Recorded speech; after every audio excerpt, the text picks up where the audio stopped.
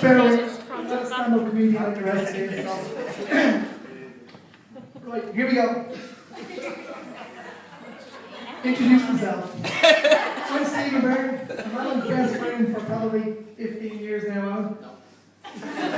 When we would go out drinking, which we did quite a lot when we were younger, we would often talk about this day and what would be involved in the speech. So I apologise in advance of anything that may offend people. It's just something that I promised them I would say, and I'll try and keep it nice and clean and tidy, okay? So, first of all, I want to say a few thank yous today on behalf of the bride and groom. Jay Wilson, Charles, who's not here at the moment, Lisa McElroy, great reading, good job. Jenny Wilson and Brona for the song, Ethan with the violin, Alan Hurley with the guitar, Elizabeth Warner, the song sung by Alan Hurley, All I Want to Do Is Grow Old With You, written by himself. And if anyone noticed during the walking up the aisle, the three improv singers here singing Out and Walking Home. So can we have a big round of applause for them?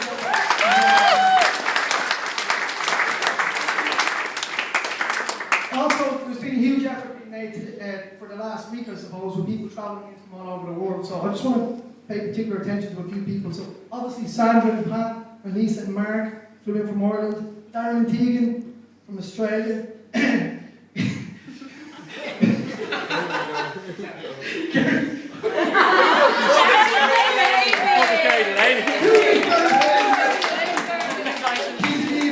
Australia as well, and then on the other side, Andre came in from Holland, Michelle from England, Ulla and Sticky from Australia, Jenny from Ireland, Brown and Paul from Ireland, Ethan and Naomi, Katrina, Carol and Marie from Ireland, and Katrina and Anna as well. I don't know where they came from, so Catherine, sorry. So could everybody that came in from a different country just stand up and take a bow, please? Because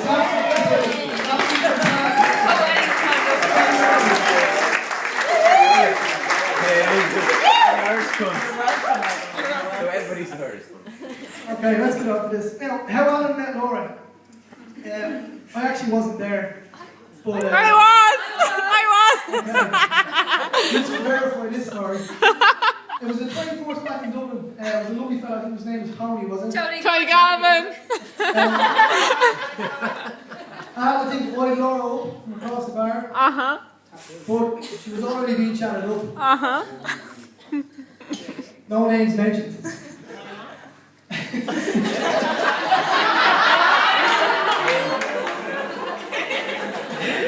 Alan just seen this girl. He took his breath away, I think. And he took his chance. He went up and he held her hand and looked up at her. Said in a way only Alan can say, "You're an Amazonian goddess." I think it was something along the lines. Yeah. He brought her outside. He didn't make a move with her, which is a good sign with Alan. And let her listen to a Bummers ad song on his iPhone. No. Because when he's not drinking Bummers, he's listening to songs from the arts. Well, as soon as Al told me the next day that he had met a girl and he wouldn't introduce me, I knew there was something up here because that's not Al's style. And then when he told me he wasn't bringing her to the UCI cinemas in Blanchardstown, I definitely knew, because when we went out with a girl and we weren't too sure what she looked like, we only brought her out there because we didn't know what they looked like, just to make sure no one could see them. And we went, so he actually said he's bringing her to town and then Liffey Valley, and that was a good sign. Thought I was losing a mate then, I knew I was. He didn't kiss her until the tour date. Yeah, right. The second day, he didn't kiss her, he just walked away. And the third day, I think Laura dropped so many hints that only someone that has, learning difficulties. I think she just grabbed them then, and that's the gave him a kiss. And I think they never looked back. It was no coincidence that they actually met each other when I wasn't there. Because we will do it together. These go. Right? There's no creeping going. Anyway, he kept it that way for a couple of weeks.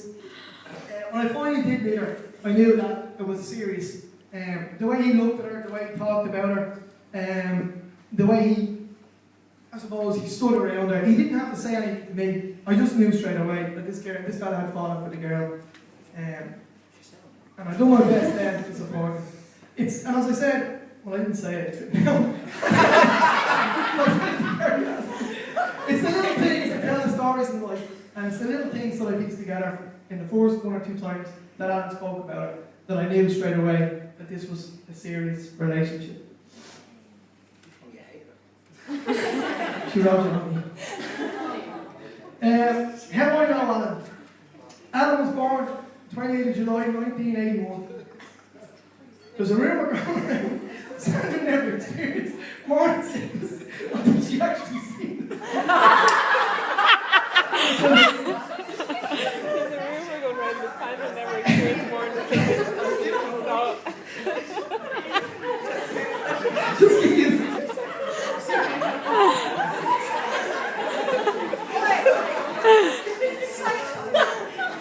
oh, okay, here we go. Pat reckons he was born with kind of boomers in his right hand.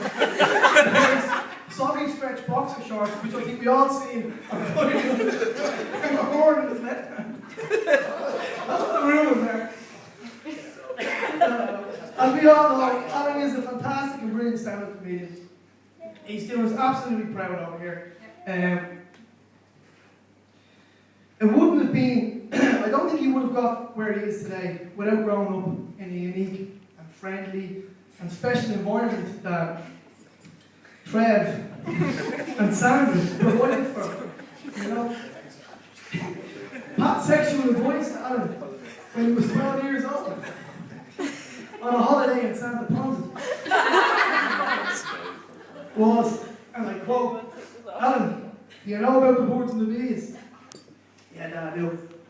Good stuff, son. Hammer away.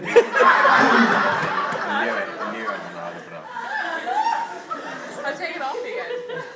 And if you're doing it at home, wear a green jersey.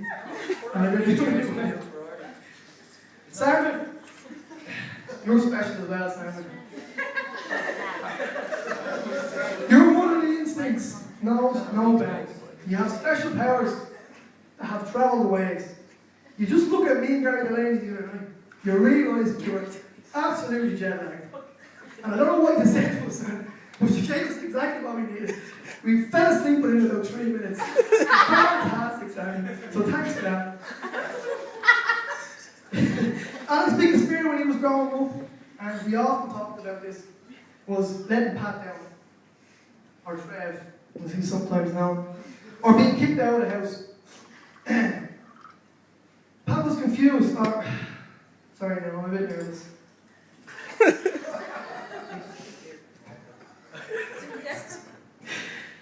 Oh, what confused me, Pat, was. Right, and I spent many an hour talking to Gary on the last couple of nights trying to get this out. Was his biggest fear was when you left the lid off the toothpaste. And what you put to him. And this is what confuses me, Pat. I apologise for this. A couple of times after nights out, you know, he left some excrement in certain places in the house where it shouldn't have been. And you let him away with it. You know, inconsistencies there. The banister was one of them. I first met Alan in Dunstore we worked together 15 years, I think ago. We worked together for 2 years at the time. Me and Darren worked with him.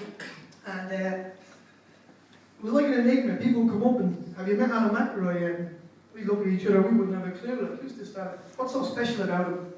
And it's only when we met him and we seen him walking towards us the first time, he was just so happy. He was just, there was something about it, like this fella can't be getting it, you know? Like anyone that walks up an aisle with a sweeping brush as a chimney cleaner in stores, that's I'm happy to get to know this fella.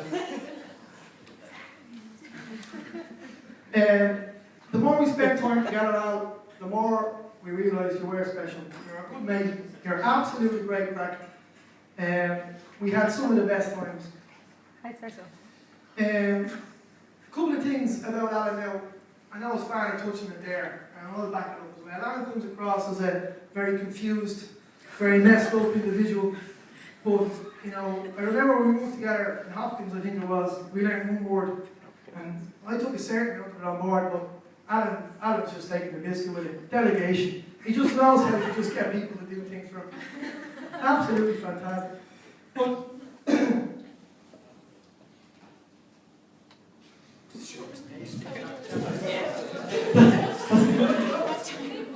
he's very intuitive. It's only 20 very minutes. intelligent. And, you know, a couple of stories now just to prove that.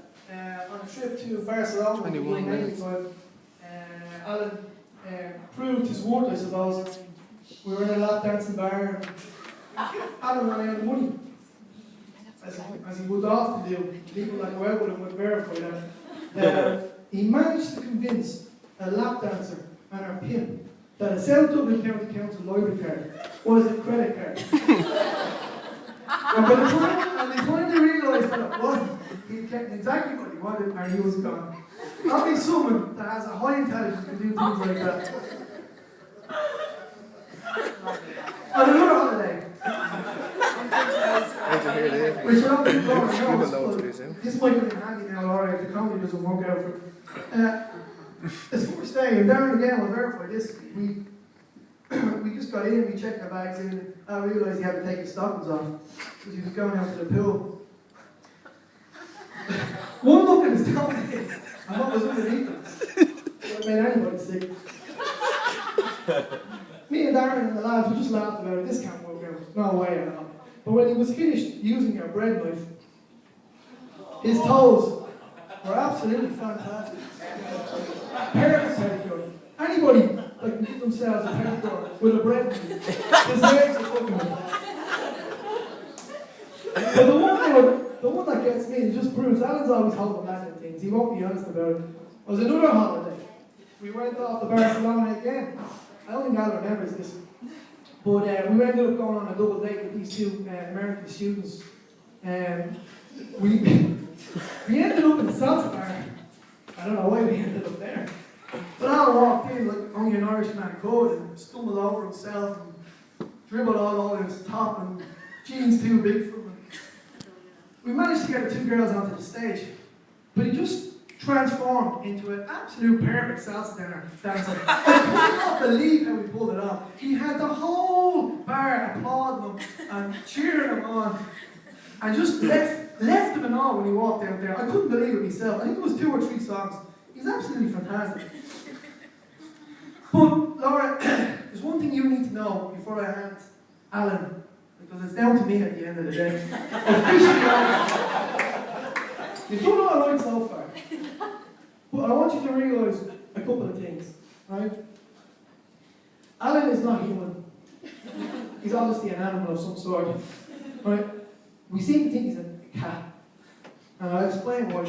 Because a cat has 9 lives, right? And you need to know how many lives he's got left before I hand him over. And if you want to accept it. In 2001, Alan officially drowned in Santa Pond. This is a true story. He decided to swim out to a pontoon, which was about 150 metres out into the sea, but decided there would be a better angle to go from another side of the beach, which made it about 450 metres. And on our way out, you were behind me, I think. I just looked back and his head dropped under the water. He didn't come back up. I said, he's gone. It was 6 o'clock in the morning, the sun was coming up, lovely day. This stage was gone. Never be seen again. I counted it. 45 seconds. So he's definitely gone. I'm just holding, I can barely swim myself. All of a sudden his head just popped up. Like nothing happened. Slapped the water out of his mouth and just kept swimming. He managed to get out of that pontoon. And what he done out there will not be mentioned today. But he should have died that day. So that's one of his lives gone. On the night we worked together in Kinsale for a company called Hopkins, we travelled the country a couple of weeks. Fantastic, that's where we really got to know each other. We decided to go for a few drinks in a local bar, and we decided to have a tipple of a local Kinsale lager, which was poison, but it went down very good. But it's one what's done to us that night is, you know, again, I got serious drunk. I got sick reading stuff, luminous, I think, at one stage. But Alan was getting sick potpourri. I couldn't believe it. Everything this fella, like, he's brilliant. His sick smells like flower. And it was only afterwards that he finally admitted it. He got so drunk. He had a whole bowl of potpourri. He thought it was popcorn. Again, you should have gone back now. You should have killed yourself. It's weird like that took away. Because again, we were up in Mayo, we were having breakfast. And we were sitting down and there was two couples right beside us. And it was just coincidental. Both couples were from Florida. They were both in their 60s and 70s. They were both highly intelligent. We were listening to the conversation.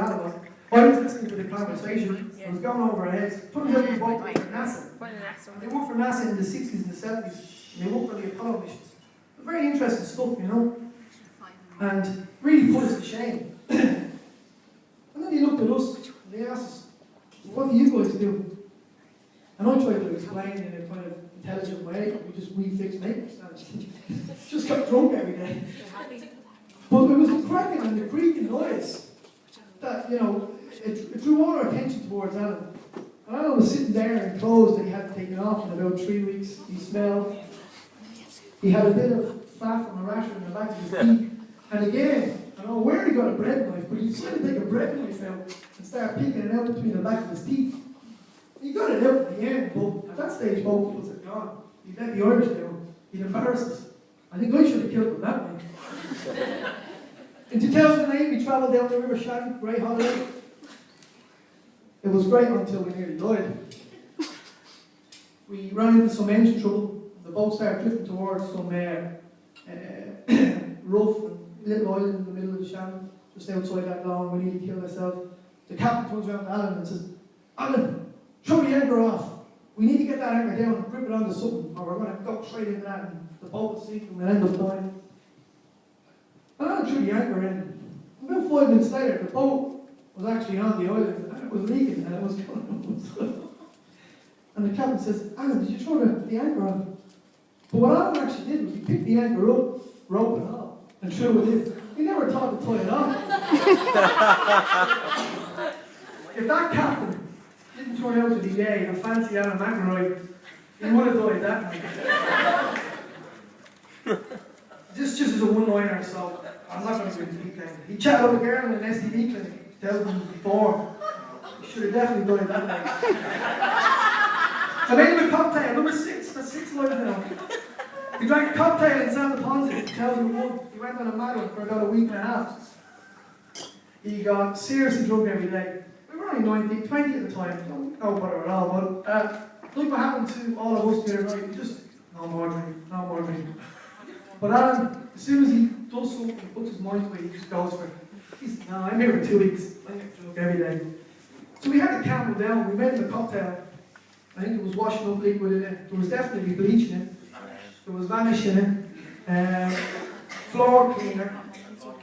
And a little bit of vodka so Alan would smell it. Alan could smell vodka a mile away. But he picked it up, didn't even smell it. He got sick for about 3 days. I think he had to get an injection and everything for that one. But again, I don't know how he survived it. He should have died that night as well. I don't know whether I should mention this one, because I don't think they're going down too well. Simon went off on a holiday. Al's biggest fear is arachnophobia. He's scared of his life of spoilers. You know, if he sees a spoiler, he runs a mile. He jumped on my couch one day, in the middle of the day, he's seen a spoiler, only a baby spoiler. But the loving family that Alan has, you know, they know this. Santa went off to Bulgaria. Thought it would be very funny if she comes back with a tattoo of a spoiler on her shoulder to scare Alan. And when he seen it, I think he nearly died that night as well. He nearly suffocated himself one day, at the end of the night, I suppose, is the way to say this. This is his 7th life, or his 8th life now. No, I'm going to back away from that one. Anyone who needs to know knows the story, but I basically had to give him a kickstart and got him going again. Just a couple of things before I finish up. That's it there. Laura, we've used David as going lives up. You have to give him extra special care now. Give him all the attention, give him all the love that he needs. He only has one life. It's my absolute honour, as Alan's best man and his best friend, to ask you to stand up and raise your glasses for just 2 toasts. The first one is, here's to those who don't care, all the rest without the help, up to the lips, through the gums, look out stomach, here she comes. We always drink like that.